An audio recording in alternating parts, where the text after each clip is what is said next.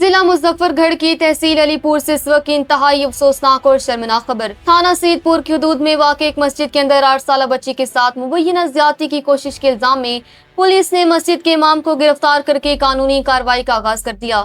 تفصیلات کے مطابق یہ دل دہلا دینے والا واقعہ علی پور میں تھانہ سید پور کی حدود موضع لتی میں پیش آیا۔ متاثرہ بچی کے والد نے پولیس کو دیے گئے اپنے بیان میں بتایا کہ ملزم مبینہ طور پر صفائی کرنے کا بہانہ بنا کر 8 سالہ بچی کو مسجد کے واش روم کی جانب لے گیا، جہاں اس نے مبینہ طور پر بچی کو برہنہ کر کے زیادتی کی کوشش کی۔ والد کے مطابق بچی نے ہمت دکھاتے ہوئے شور مچایا، جس پر ملزم موقع سے فرار ہو گیا۔ واقعے کی اطلاع ملتے ہی مقامی پولیس نے فوری بروقت کارروائی کرتے ہوئے مبینہ ملزم کو حراست میں لے لیا۔ سید پور پولیس کا کہنا ہے کہ زیر حراست ملزم کے خلاف تعزیرات پاکستان کی متعلقہ دفعات کے تحت مقدمہ درج کر لیا گیا ہے اور اس سے واقعے کے تمام پہلوؤں پر تفصیلی تفتیش کی جا رہی ہے۔ پولیس حکام کے مطابق متاثرہ بچی کو ضروری قانونی اور طبی کارروائی کے لیے متعلقہ مراحل سے گزارا جا رہا ہے۔